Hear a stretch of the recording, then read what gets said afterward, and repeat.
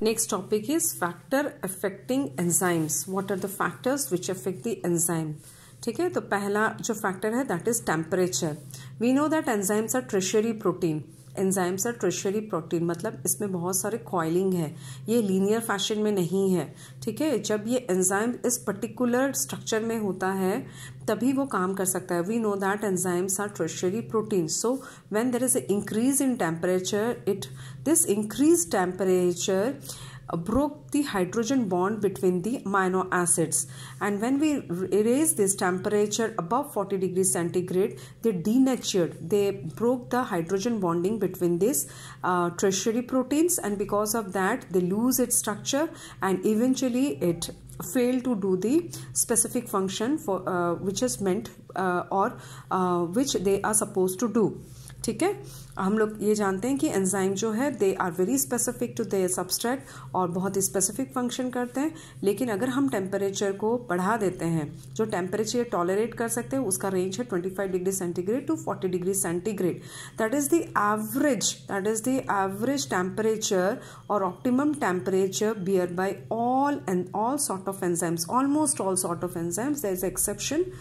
लेकिन ज़्यादातर जो एंजाइम्स हैं वो इस टेम्परेचर के बीच में ही काम करते हैं. बट जैसे ही हम टेम्परेचर को इंक्रीज करते हैं then there is a hydrogen bonding between the tertiary proteins. वो स्ट्रक्चर्स जो बॉन्ड जो है वो ब्रोक हो जाता है, वो टूट जाते हैं और उसकी वजह से ये जो स्ट्रक्चर है ये भी टूट जाता है.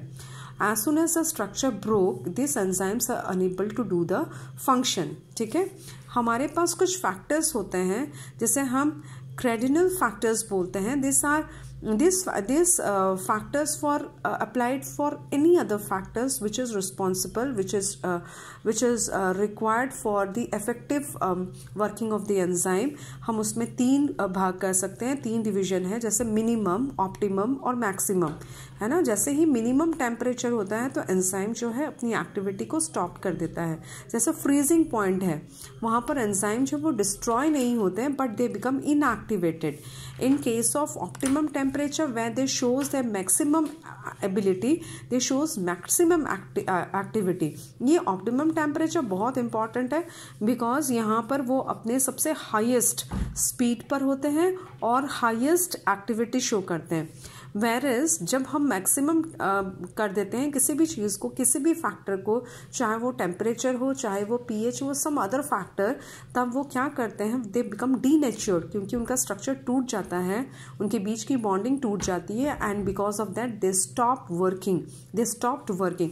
तो हम देख सकते हैं कि मिनिमम और मैक्सिमम दोनों में ही जो एक्टिविटी है वो डिक्लाइन हो जाता है. Whereas in case of optimum temperature और ऑप्टिमम फैक्टर है ना, उनकी एक्टिविटी जो है वो मैक्सिमम होती है. से फॉर एग्जांपल अगर हम यहाँ पर अगर देखते हैं, हमने एक प्लॉट बनाया है जिसमें हम बता सकते हैं कि suppose this is the line where they shows maximum activity, है ना. इसे हम मान लेते हैं कि ये ऑप्टिमम टेम्परेचर है.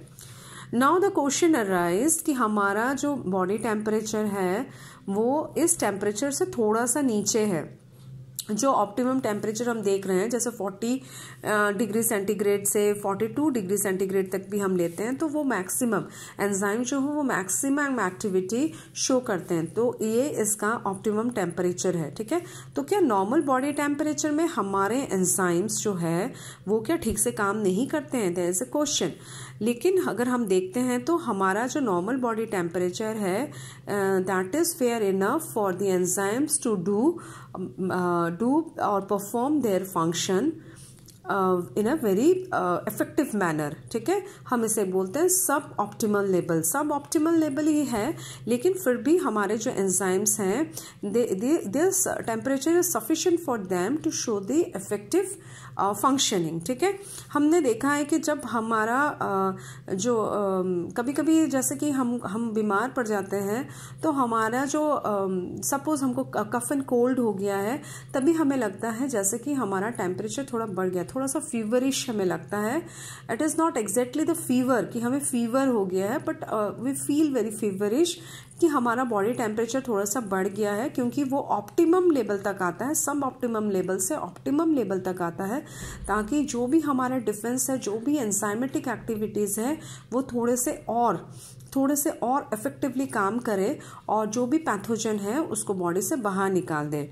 ठीक है, तो हम ये बोल सकते हैं कि when there is a rise in temperature the enzymatic activity also increases, है ना, पहले बढ़ जाता है, first it increases and then decrease. लेकिन एक पर्टिकुलर टेम्परेचर के बाद अगर हम देखते हैं इस ऑप्टिमम टेम्परेचर के बाद अगर टेम्परेचर इंक्रीज होता है तो एक्टिविटी डिक्लाइन हो जाएगा, because it denatured the structure of the enzyme, क्योंकि वो क्या करेगा, हाई टेम्परेचर में एंजाइम जो है अपने हाइड्रोजन बॉन्ड को तोड़ देगा और जैसे ही उसके बॉन्ड टूट जाएंगे उसकी एक्टिविटी जो है वो डिक्लाइन हो जाएगी। ठीक है, तो हमारा बॉडी टेम्परेचर जो वो सब ऑप्टिमल लेवल पर है, but still our enzymes get the enough temperature to show their maximum activity.